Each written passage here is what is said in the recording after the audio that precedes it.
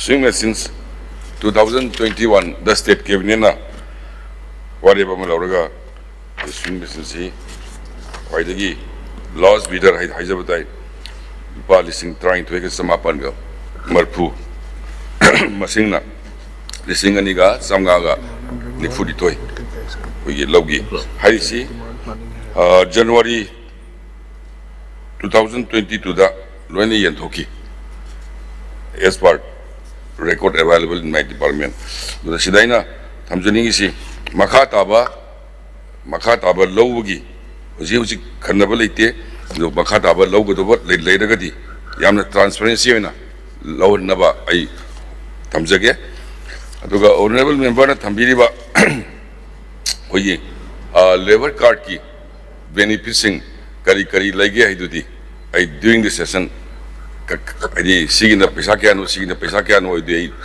honorable member da I sinazage, Madam di Madumakti, who's prepared to Pizati. So, number of cards, ladies, see 81,242 labor cards.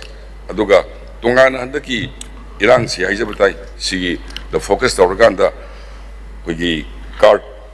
Lising term ka sanipan taraw humdoy amasa especially for IDP only duga mo koidi atayna phangba paisa dagi hena per family da rupees 10,000 per family phangi ye card holders ina duga card issue to buda khara thingdok thingjin leiba sigi maram si 2024 da office ship to bagi hana manual tormadu Loinmak system the computerized on the Honabagi, Matam Sang Musulay, the Yarigi, Masi, Yang Zaragai, Tunaba Honazaki.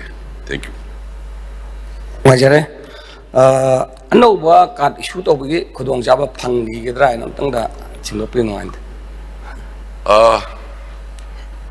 an overcard issue Toba Yaramni Kali, but subject to condemnation, Adusu Yaya de do a document when I submit on Zergi. 14. Demand number 14, Department of Tribal Affairs.